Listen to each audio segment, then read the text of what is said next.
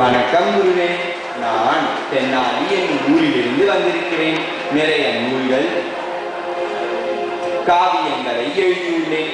நீங்கள் தான் எப்படியாவது அரசரிடம் கூறி அரண்மனையில் ஒரு வேலை வாங்கி தர வேண்டும் குருவே. நூல்களையும் பார்த்தால் புலமை படைத்தவன் போல் இருக்கிறானே. சரி சரி, இவனை அரண்மனைக்குள் விடக்கூடாது. நூல்கள் பிரமாதமாக உள்ளன. நான் அரசனிடம் கூறுகிறேன், நீ சென்று வா. குருவே குருவே, ஒரு வேண்டுகோள். என்ன? நீங்கள் இங்கு இருக்கும் வரை நானே உங்களுக்கு பணிவிடை செய்கிறேனே. சரி சரி, உன் விருப்பம் போல செய்.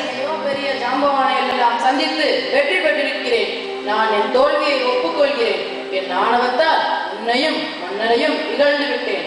என்னை மன்னித்து விடுங்கள் அரசே. தெனாலி, நீயும் என்னை மன்னித்து விடு. ஒரு சிலர் பேச்சை கேட்டு அரசவைக்குள் வரவே கூடாது. நான் சென்று வருகிறேன் அரசே. என்ன தெனாலி, உனக்கு மல்யுத்தமும் தெரியுமா?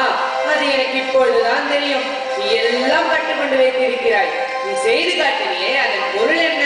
அரசே, எனக்கு மல்யுத்தம் எல்லாம் தெரியாது.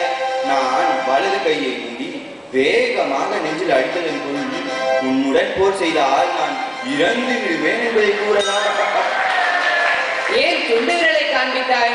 உனக்கு என்னை விட்ட 10 விரல்கள் வேண்டாம், சுண்டு விரலே போதும் என்றேன் அரசே. 2 கைகளை தூக்கி மேல் நோக்கி காட்டினாய்.